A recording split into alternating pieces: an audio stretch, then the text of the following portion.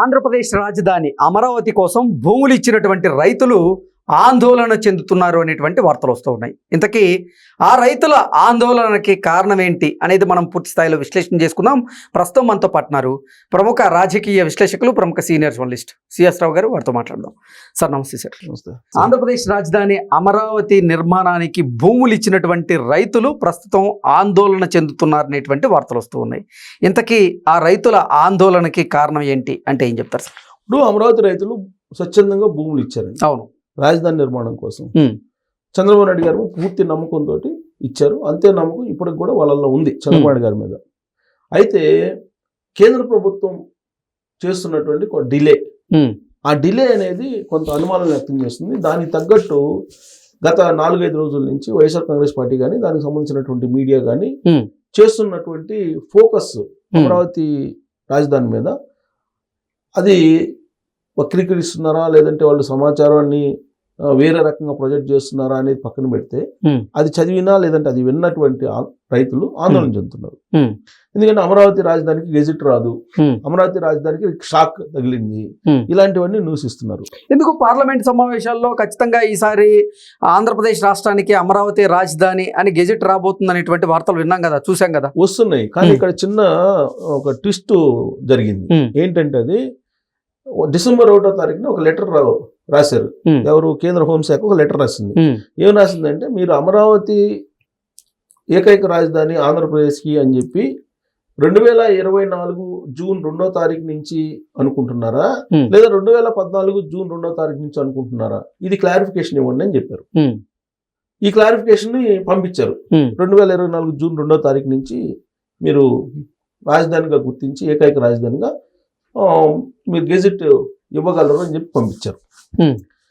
దాని మీద legal opinions తీసుకుంటున్నారు. ఓకే, ఎందుకంటే బైఫర్కేషన్ యాక్ట్ లో వీలున్నంత తొందరగా రాజధానిని ఏర్పాటు చేసుకోండి అని చెప్పారు. ప్లస్ ఇంకోటి ఏంటంటే, అసెంబ్లీలో 2016లోనే అమరావతి రాజధాని ఏకైక రాజధాని ఆంధ్రప్రదేశ్కి అని చెప్పి ఒక తీర్మానం పంపించారు కేంద్ర ప్రభుత్వానికి. ఆ తీర్మానం గెజిట్ కాకముందే ఎలక్షన్లు జరిగినాయి. 2019 ఎలక్షన్లు జరిగినాయి. జగన్మోహన్ రెడ్డి గారు వచ్చారు. ఆయన వచ్చిన తర్వాత 3 రాజధానులు దీనికి గెజిట్ ఇవ్వండి అని చెప్పి ఆయన పంపించాడు. సో ఇప్పుడు 2 తీర్మానాలు ఉన్నాయి. ఏపీని అసెంబ్లీ నుంచి పోయినటువంటి తీర్మానాలు 2 ఉన్నాయి కేంద్ర ప్రభుత్వం దగ్గర. ఓకే, ఇప్పుడు మళ్ళా ఏం చేయాలి? అసెంబ్లీలో తీర్మానం చేయాలి. ఏం చేయాలి? 2024 జూన్ 2వ తారీఖు నుంచి మాకు ఏకైక అమరావతి రాజధాని ఏపీకి అని చెప్పి తీర్మానం చేసి పంపించాలి అక్కడికి. పంపిస్తే అప్పుడు దాన్ని బేస్ చేసుకొని కేంద్ర హోంశాఖ క్లియరెన్స్ చేస్తుంది. ఓకే, లీగల్గా రాజధానిని గుర్తించడానికి, ఏకైక రాజధానికి అమరావతిని గుర్తించడానికి ఎలాంటి ఇబ్బందులు లేవని చెప్పి కేంద్ర న్యాయశాఖ క్లియరెన్స్ ఇచ్చేసింది. నెక్స్ట్ జరగాల్సింది ఏంటి? కేంద్ర హోంశాఖ పరిశీలించి ఆ తర్వాత దాన్ని ఏం చేయాలి? చట్టంలో, బైఫర్కేషన్ చట్టంలో ఉన్నటువంటి క్లాజెస్ని మార్చాలి. ఇది మార్చాలని అంటే ఉభయ సభల్లో ఆమోదం పొందాలి. ఆ ఉభయ సభల్లో ఆమోదం పొందడానికి ఉండేటువంటి హడ్డిల్స్ ఏంటి, లేదంటే క్లారిటీ ఏంటంటే, ఇప్పుడు అసెంబ్లీ తీర్మానం చేసి ఇక్కడ పంపించాలి. మళ్ళీ ఆ డేట్ని పంపించి అక్కడ పంపిస్తే అక్కడ మళ్ళా లోక్సభ సమావేశాల్లో మళ్ళీ అక్కడ పెట్టాలి. ఇప్పుడు శీతాకాల సమావేశాలు జరుగుతున్నాయి. సో ఇప్పటికిప్పుడు జరిగే అవకాశం లేదు అనేటువంటిది ఒక సంకేతం వచ్చింది. నెక్స్ట్ బడ్జెట్ సమావేశాలు ఉన్నాయి. బడ్జెట్ సమావేశాల్లో దీన్ని పెట్టాలి అనేటువంటి ఆలోచన చేస్తున్నట్టుగా ఉంది.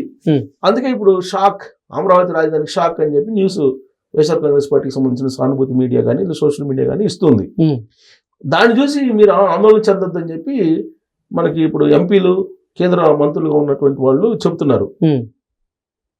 అయినా కానీ వాళ్ళ రైతులు ఆందోళన కదా, ఎందుకంటే ఆల్రెడీ గాయపడినటువంటి మనుషులు వాళ్ళు, గాయపడినటువంటి రైతులు. 2014 నుంచి 2024 వరకు ఏం జరిగింది అనేది వాళ్ళకి తెలుసు. 2019 నుంచి ఏం జరిగింది అనేది తెలుసు వాళ్ళకి. సో కాబట్టి వాళ్ళ జాగ్రత్తలో ఉన్నారు. మాకు అసలు ఫ్లాట్స్ ఇవ్వట్లేదు. ఫిజికల్గా వాళ్ళు చూపించట్లా, ఆన్ పేపర్ చూపిస్తున్నారు, ఫిజికల్గా చూపించట్లా.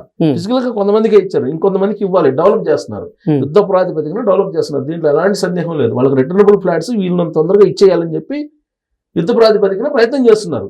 ఎట్ ద సేమ్ టైం మరొక 44,000 ఎకరాలు తీసుకోవాలి అనుకుంటున్నాను అని చెప్పి చంద్రబాబు నాయుడు గారు చెప్తున్నారు. దాన్ని వ్యతిరేకిస్తున్నారు. ఇది భూములు ఇచ్చినటువంటి రైతులు. ఎందుకు? వాళ్ళ రేట్లు తగ్గిపోతాయండి. కానీ చంద్రబాబు నాయుడు గారి ఉద్దేశం ఏంది? ఇంకో 44,000 ఎకరాలు తీసుకోకపోతే ఇంటర్నేషనల్ గా గుర్తున్నటువంటి రాజధాని కాదు. ఇప్పుడు ఇంటర్నేషనల్ ఎయిర్పోర్ట్ కావాలి, ఇంటర్నేషనల్ స్టేడియంస్ కావాలి, ఇవన్నీ కావాలి, కన్వెన్షన్ సెంటర్స్ కావాలి, ఇవన్నీ కావాలంటే ఇంకొక 44,000 ఎకరాలు కావాలి. ఈ 44,000 ఎకరాలు తీసుకుంటున్నారు కాబట్టి వీటికి రేటు తగ్గిపోతుందేమో అని చెప్పి వీళ్ళ ఆందోళన ఒకటి.